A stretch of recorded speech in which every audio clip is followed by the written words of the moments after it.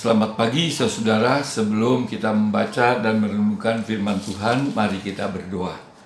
Terima kasih kepadamu ya Tuhan untuk hari yang baru yang boleh kami jalani.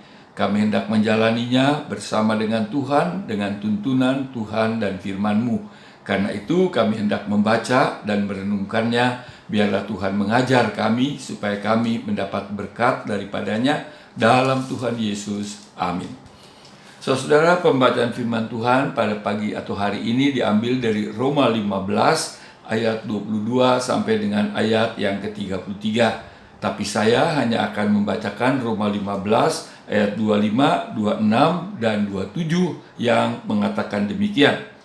Tetapi sekarang aku sedang dalam perjalanan ke Yerusalem untuk mengantarkan bantuan kepada orang-orang kudus.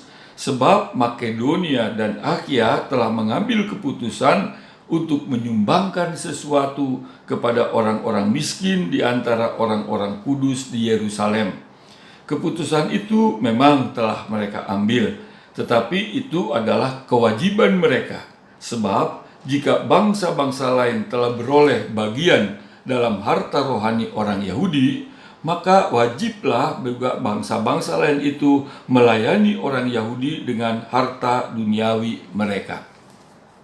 Saudara, yang saya bacakan tadi adalah bagian dari surat Rasul Paulus yang ditujukan kepada gereja yang ada di kota Roma. Paulus mengatakan bahwa dia memang mempunyai rencana untuk mengunjungi gereja di kota Roma. Tetapi dia masih ada tugas lain, dan setelah tugas itu selesai, dia baru akan mengunjungi gereja di Roma. Tugas lain yang dimaksud tadi adalah mengantarkan bantuan atau sumbangan yang dikumpulkan oleh gereja atau orang-orang Kristen di Makedonia dan Akhia untuk menolong gereja atau orang-orang Kristen yang ada di Yerusalem. Rupanya pada waktu itu orang Kristen atau gereja di Yerusalem mengalami kesulitan ekonomi. Banyak dari antara mereka yang miskin.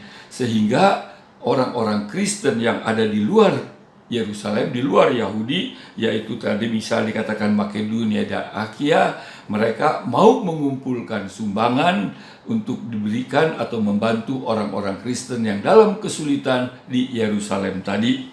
Saudara, dari sini kita melihat bahwa sekalipun orang-orang Kristen di Makedonia dan Akhia mungkin mereka tidak mengenal orang-orang Kristen yang ada di Yerusalem, tapi kasih persaudaraan yang ada pada mereka mendorong mereka untuk mengumpulkan sesuatu dan memberikannya, membantu saudara-saudara mereka yang membutuhkan yang ada di kota Yerusalem. Ini sungguh-sungguh satu persaudaraan yang konkret, yang nyata, yang bukan hanya diucapkan, yang bukan hanya dirundingkan, tetapi sungguh-sungguh diwujudkan.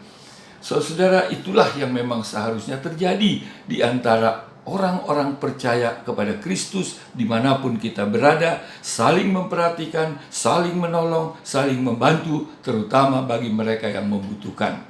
Saya ingat ketika pada tahun 1998 gereja kita, Gereja Kristus Ketapang ini dibakar, hancur sehingga harus dibangun secara total. Pada waktu itu banyak bantuan-bantuan datang, antara lain juga dari orang-orang Kristen atau gereja-gereja yang dari tempat lain yang tidak kita kenal. Bahkan saudara-saudara, ada gereja di Sentani di Papua yang jauh dari sini, yang mereka mungkin tidak tahu kita, dan kita juga tidak tahu mereka. Ketika mereka mendengar, mereka mengumpulkan sejumlah uang untuk membantu kita. Itu saya dengar langsung dari salah seorang pimpinan sinode dari GKI di tanah Papua yang saya kenal dengan baik. Persaudaraan, sekalipun tidak saling mengenal, tetapi ketika mendengar ada yang membutuhkan, memberi bantuan.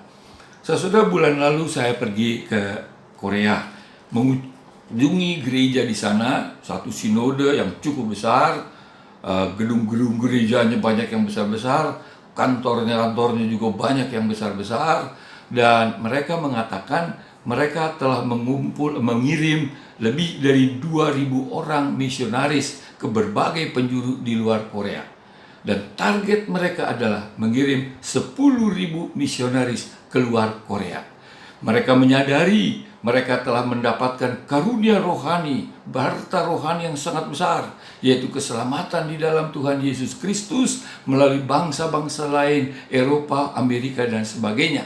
Dan setelah mereka mendapatkan itu, maka mereka juga mau membagikan berkat itu, apakah itu dalam bentuk pekabaran Injil, harta rohani, ataukah juga bentuk bantuan-bantuan material kalau itu memang dibutuhkan kepada orang-orang Kristen, gereja-gereja yang ada di tempat-tempat lain.